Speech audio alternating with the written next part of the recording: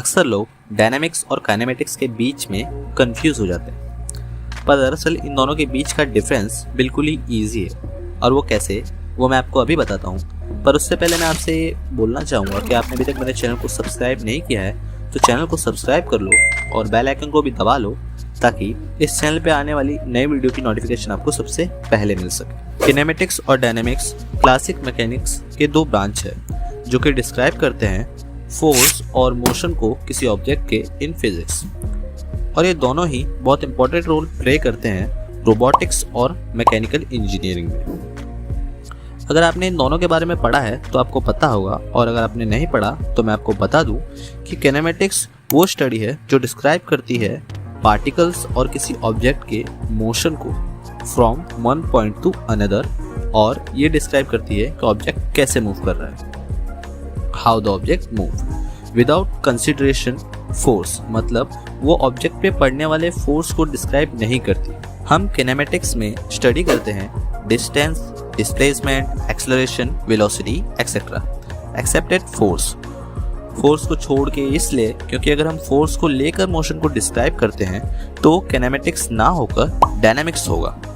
For example, अगर एक object अपने रेस्ट पोजीशन से मूव करना शुरू करता है और पॉइंट बी तक उसकी स्पीड 30 मीटर पर सेकेंड होती है और पॉइंट बी तक पहुंचने में उस ऑब्जेक्ट को 6 सेकेंड लगे और उस ऑब्जेक्ट का वेट है 6 kg, तो इस एग्जांपल को देख के हमें पता चलता है कि इसमें एक्सेलरेशन हुआ है क्योंकि इसकी ऑब्जेक्ट की वेलोसिटी चेंज हुई है। तो जैसे कि मैं अपनी प्रीवियस वीडियो में बता चुका हूँ कि change in velocity is acceleration, उसी तरह इस एग्जांपल में वेलोसिटी चेंज हुई है पॉइंट ए से पॉइंट बी तक, इसलिए इस एग्जांपल में एक्सेलरेशन हुआ है। तो हम इसमें एक्सेलरेशन निकालेंगे। तो एक्सेलरेशन निकालने के लिए हमें एक्सेलरेशन का फॉर्मूला यूज़ करना पड़ेगा, जो कि एक्सेलरेशन इज इक्वल टू में चेंज इन वेलोसिटी अपॉन में टाइम टेकन। तो हमारे एग्जांपल में दिए हुए चेंज इन वेलोसिटी को हम सिंपली इसमें पुट कर देंगे और टाइम टेकन को भी पुट कर देंगे, तो हमारा एक्सेलरेशन निकल के आता है वो है 5 मीटर पर सेकेंड स्क्वायर। तो इसमें हमने बस एक्सेलरेशन निकाला है, किसी तरीके के फोर्स को डिस्क्राइब नहीं किया, इसलिए एग्जाम्पल किनेमेटिक्स का एग्जाम्पल है।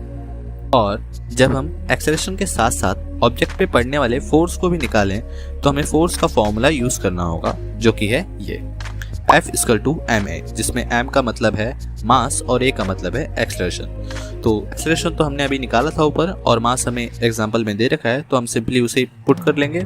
तो हमारा फोर्स निकल के आता है 30 न्यूटन। न्यूटन इसलिए क्योंकि फोर्स की ऐसा यूनिट न्यूटन है। तो अब ये एग्जाम्पल हो जाएगा डायनामिक्स का। इन सिंपल, अगर हम काइनेमेटिक्स और डायनामिक्स के बीच का डिफरेंस देखें तो kinematics is the and dynamics is the why of motion. मतलब काइनेमेटिक्स हमें ये बताता है कि मोशन कैसे हो रहा है और डायनामिक्स हमें ये बताता है कि मोशन के होने के पीछे का कारण क्या है। That's it. बस ये इन दोनों के बीच का सिंपल सा difference. So that's it for today. I hope आपको वीडियो पसंद आया होगा, तो वीडियो को लाइक कर देना, और अगर इस चैनल पर नए हो तो डोंट फॉरगेट टू सब्सक्राइब। मिलता हूं आपसे अगली वीडियो में, तब तक के लिए don't stop your curiosity. Bye bye.